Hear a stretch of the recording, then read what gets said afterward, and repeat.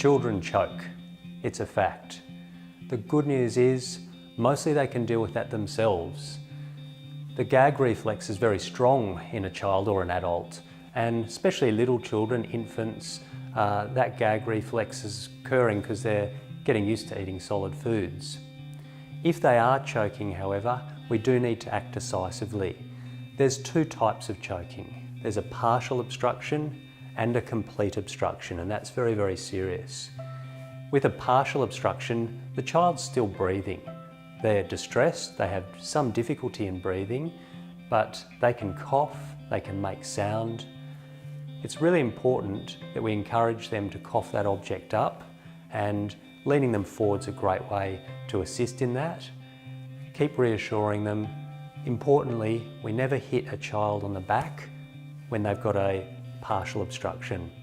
If that object or obstruction won't come up, we do need to dial 000 and get an ambulance on the way to assist us. With a complete obstruction, however, the child can't make any sound. Effectively, they can't breathe. This module is going to cover in detail the process for removing the object from a child who has a complete obstruction in the airway. As I arrive on scene, I need to compose myself as always. Take a nice deep breath. I also need to eliminate any dangers to myself before I treat the child. And this is a safe scene, so I'm ready to go. I assess the child and notice immediately that even though she's conscious, she's having great distress and is unable to breathe. There's no movement, no signs of breathing occurring properly. She may be a terrible colour as well as a result of that. So I'm going to pick the child up and immediately act. I need to be decisive here. If there's an object that's clearly in the mouth, a piece of Lego for example, I may be able to pluck that free with my fingers. That might not be possible though. If the child is certainly seeming to have that complete obstruction, I need to commence treatment immediately. Back slaps is the first process I try. In this case, with the child in my arms, I can turn her over. I'm going to support the head and neck with my hand, and I'm going to start those back slaps. They are a heavy-handed back slap between the shoulder blades designed to push the object up and out of the mouth.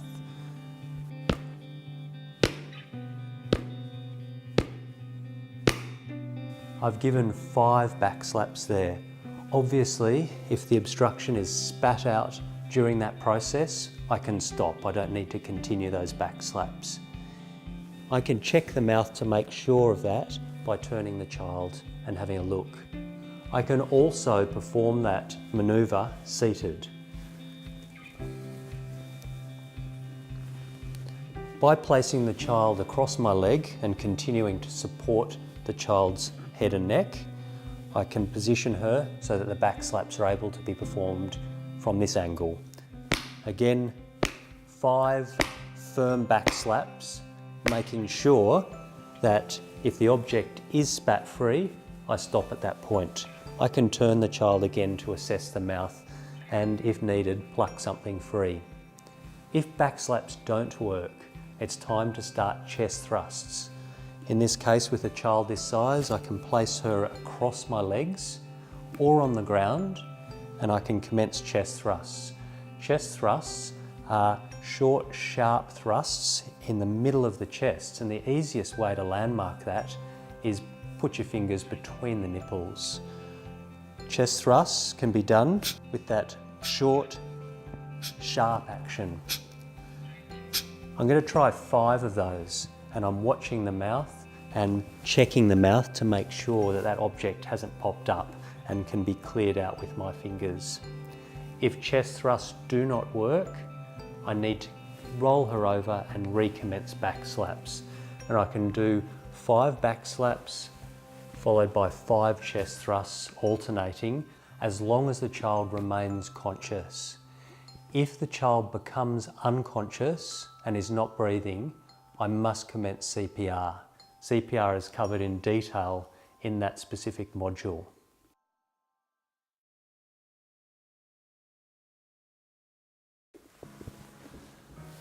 The management of a choking infant. That's frightening for a parent or a caregiver, but with the skills in this module, you can make a positive difference. At the start of that scene, I composed myself and I checked for danger. When I assessed the child, I found her in great distress, conscious but unable to breathe. The child's going to be a poor colour as a result of that. I immediately took action. I picked the child up. I tried to take anything out of the child's mouth with my fingers that was visible and able for me to reach. But if there's an obstruction further back in the mouth, you won't be able to access that. I immediately commenced back blows on the child. Back blows are nice, firm hits between the shoulder blades. I'm going to do 5 or stop when the object pops out. If back blows don't work, which is actually less than likely, that's the good news, I'm going to commence chest thrusts on the child, and they're performed between the nipples as short, sharp compressions, like a CPR compression. If they don't work after 5, I'm going to continue alternating back blows and chest thrusts as long as the child maintains responsiveness, consciousness. If that responsiveness ceases, the child is non-responsive or unconscious, and they're not breathing, we do need to start CPR. CPR is covered in that module.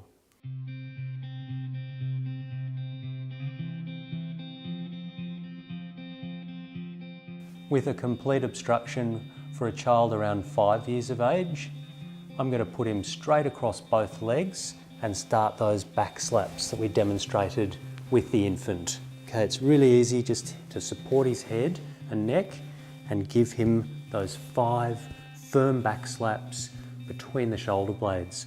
I'm not hitting Lockie too hard here because I'm just demonstrating it, but I would hit him much harder in the real situation. Obviously, if the back slaps have worked, I don't need to continue. But if he hasn't spat the object, I'm going to continue to chest thrusts, just like I did with the infant. But in this case, I'm going to put him on the ground, so that's easier and more effective. Lockie, I'm just going to put you on the ground, buddy. Lie down. That's the way. And I'm going to give those chest thrusts in the middle of the chest. 1, 2, 3, 4, 5. Remembering I'm doing that between the nipples, and I'm making sure that I check to make sure he hasn't spat up the object, and I can stop then.